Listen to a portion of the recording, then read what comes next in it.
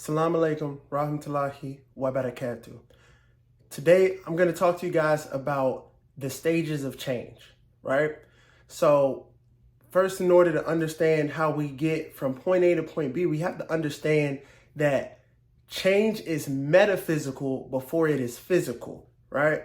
If I want to change my life or change the lives of others around me, it has to be metaphysical before it is physical. So when I say metaphysical, right, that means it has to be mental, it has to be spiritual, it has to be on a cognitive level before it can manifest in the physical, right? As Muslims, we pray. That is not it is a physical act in terms of the movements, but it is a spiritual act. That is a way that we spiritually feed and cleanse ourselves so that we can be better humans, better people. So when talking about wanting to make a change in any aspect of our life, we're going to want to change metaphysically before we get to the physical aspect. If we take a glance into history, it has been many instances where people had to make metaphysical changes before the physical change could happen. All right. I'm going to take you guys into a drastic example of this. Slavery. I know it's a dark, really deep thing to talk about, but let's keep it in mind that if we're talking about making large changes in our lives, sometimes you do have to go into that deep, dark place, right? So when I talk about the changes that had to go on in slavery, the people who were enslaved, not just black people, but over the course of history, if a people were enslaved, before they could physically be free, they had to mentally unchain themselves. And that could be from a various amount of things. It could be a limiting belief system, thinking, oh, I can never be free. It could be the ideology that you're overpowered. Oh, my master has more power than me, right? And some of us are chained by addictions. We may be chained by negative habits. We may be chained by negative relationships. So in the aspect, right, of wanting to change ourselves, we have to make sure that our thought process actually follows what we want for ourselves. So if I want to, let's say, lose 100 pounds or be a millionaire, that doesn't mean that I didn't think about, oh, I'm broke, because that's not going to bring money to you. That's going to be a scarcity mindset. And that means that the metaphysical change have been made so that we can actually have a physical change, or in that case, a financial change. But same thing, if I want to lose 100 pounds, right, I need to shift my mind on I'm going to lose this 100 pounds come hell or high water. And I just need to figure out how to do that. That is something that causes a shift in the mindset of, look, no matter what, I am going to accomplish this goal. What this will do for the individual is it's going to change the landscape of life for you.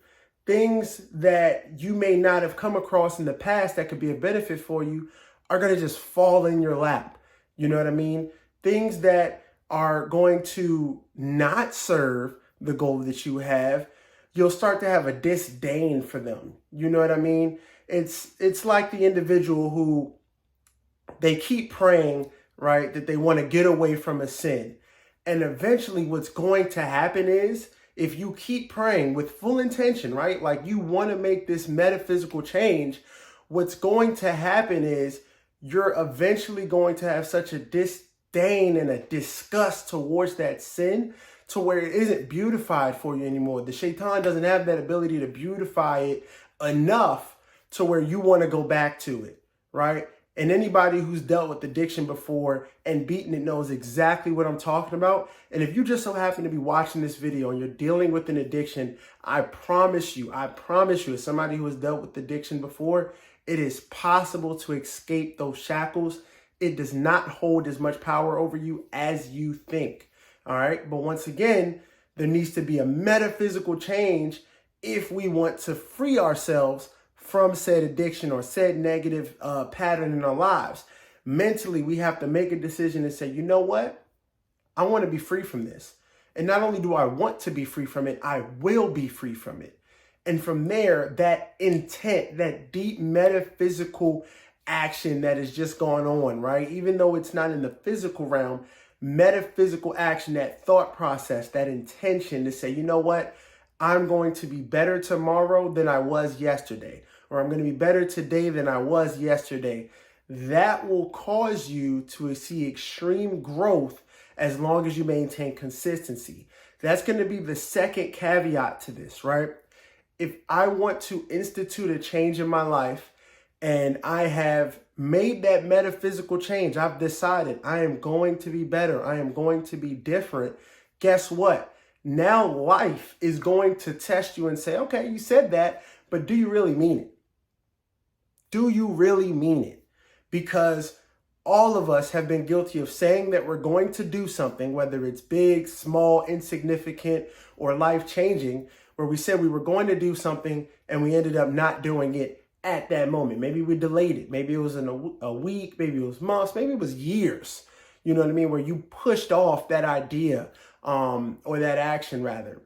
And what you want to do is you want to make sure that you fight against that. You want to make sure that you stay as consistent as possible. You don't want to let anything to mitigate the progress that you've made thus far.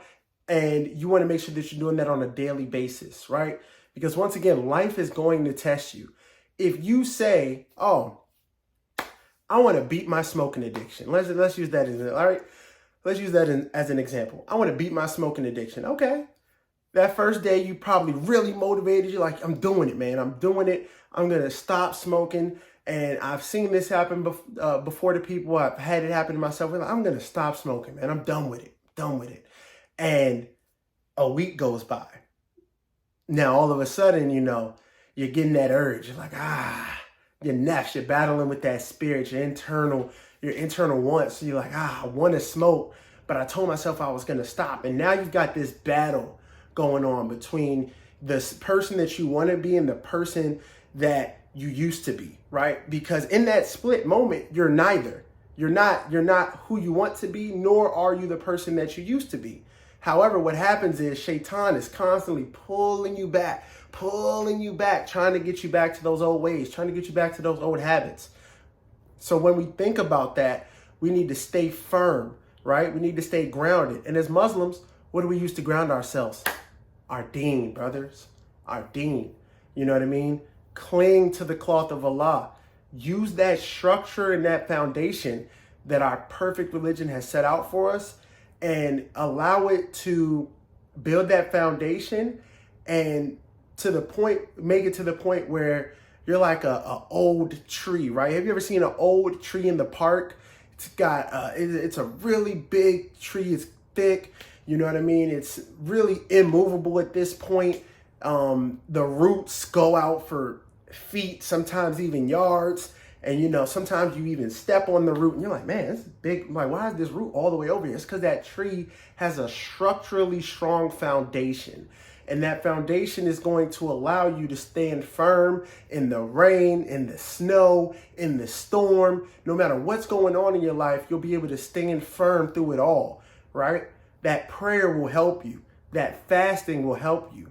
Giving that act of charity is going to help you. And it's going to help me, you know what I mean? Let this serve as a reminder, not only for you, but also for me.